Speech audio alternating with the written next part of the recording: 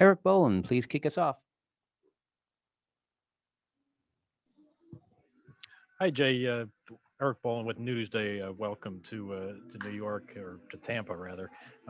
Just in general, a week or so in, what's your read on this team that you're a part of? A week or so in, something that I kind of already knew, but extremely talented. And I'm happy to finally be on this side of the line here. I've been on the receiving end of a lot of good Yankees teams over the years, and I'm happy to be on this side. And then you shared a clubhouse for a short period of time with Corey Kluber a few years ago. Just what do you remember about watching him work, and what did you admire about what he did on the mound, or what he's capable of doing on the mound? On the mound, honestly, it spoke for itself. I mean, he was complete. It was lights out. I mean, he was the horse. And for me, what I admired off the field was the diligence in which he worked, his consistency on a daily basis, his professionalism, and he didn't leave a lot of questions as to why he was as good as he was. So I think that from his preparation and his work ethic and the way he goes about his business, it's very telling as to why he's had so much success. We'll take the next one from Dan Martin.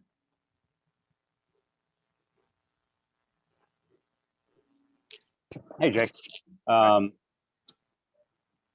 What do you view your role here as being? When you try to make the roster here, and why did you choose the Yankees over whatever teams you might have also had offers from?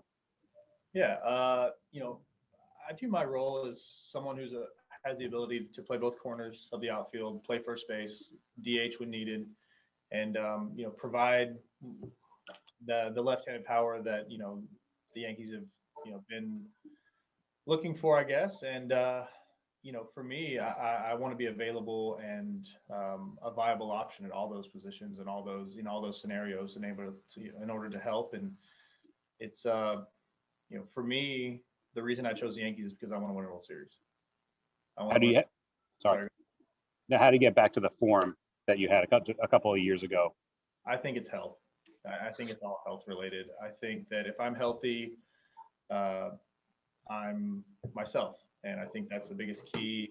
Last year I had a couple soft tissue injuries. The year before I had kind of a freak elbow deal. And, if I'm healthy and I'm on the field, I think that my track record shows that I am a viable option. I can help any team out there. We'll take the next one from Sweeney Murdy from WFAN.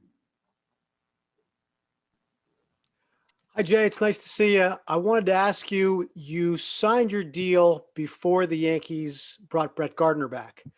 And yours is a minor league deal. I'm wondering how you think that affects your chances here. Would it have affected your decision to sign here if they had already had Gardner in the fold? I'm not sure if it would have affected my decision at all. One thing I will say is I'm excited to finally get to play with Brett. He's someone that I came up with, kind of playing against. And we've been in the big leagues together since 2008. And he's someone that I've always admired. Even being an older player, he's stayed in great shape, and he's been a extremely productive player and a great Yankee. And so to be on his, that side with him now is something that I definitely appreciate and look forward to hopefully, getting to know him a lot better and gaining a better understanding as to why he is able to stay healthy and do all those things that he's still able to do. For me, I don't really get caught up in the fact that, they signed him or didn't sign him. When I signed, that wasn't really important for me. My path, I think, is maybe a little different than his as far as, my role on this team.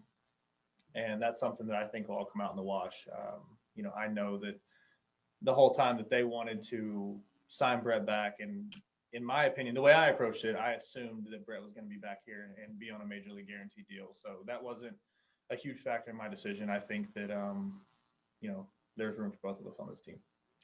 And if I can ask you a question about last year, there are a number of players who struggled to get through the 60-game season and put up the production they're used to all across the league. You had a low batting average, you flashed some power, you mentioned some of the soft tissue injuries. The Yankees have a couple of players who struggled with last season too, who are younger and don't have the same amount of experience as you do. Gleyber Torres, Gary Sanchez both had trouble. Can you relate something to them or can you feel what they felt, or maybe you have some advice for them about trying to get past that and recognizing the potential that you have as opposed to what 2020 ended up being? Yeah, in my opinion, the way I've approached my entire career is, the year before doesn't matter. You have to continue to push forward and move forward and learn from, the good, the bad, and the indifferent, and, continue to try and improve and try to get better. I think that this year's shaping up to be a much more normal, quote, as we know it, normal season. And, I look forward just for the whole league to get back to a sense of normalcy, and guys to be able to have, their routine, their preparation, and the time to get ready and to prepare, and, not have that huge interruption of time between the two, I guess, spring trainings.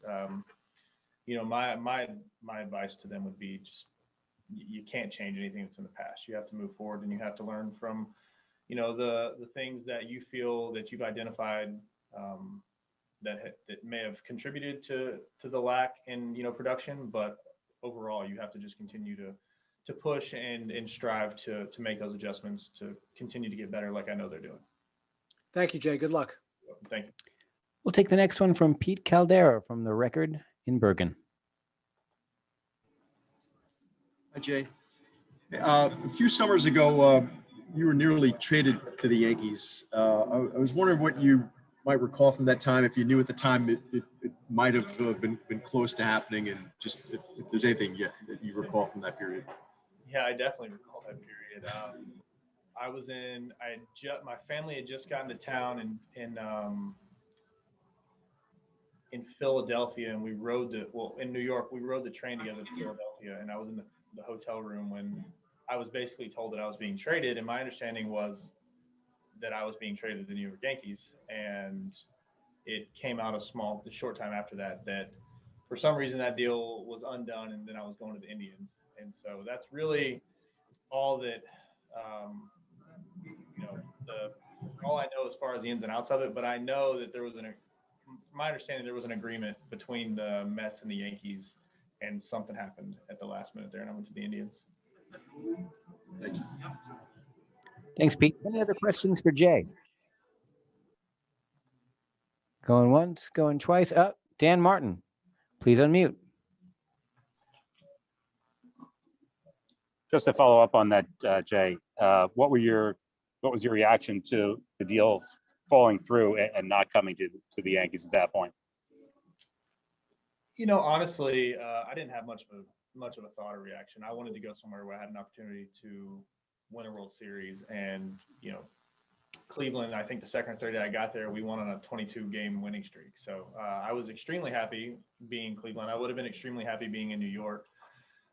Again, that's why I ultimately picked the Yankees now, is because I want to win a World Series. I've been able to do a lot individually as a player. I've accomplished quite a bit in my career, but I haven't been able to get to the top of that hill yet. And I think that if you are looking to get there, I think right now the New York Yankees is the place to be. And do you have an opt-out or a date? I do, yeah, March 25th, I think. Okay. I think like a week before opening day. Gotcha.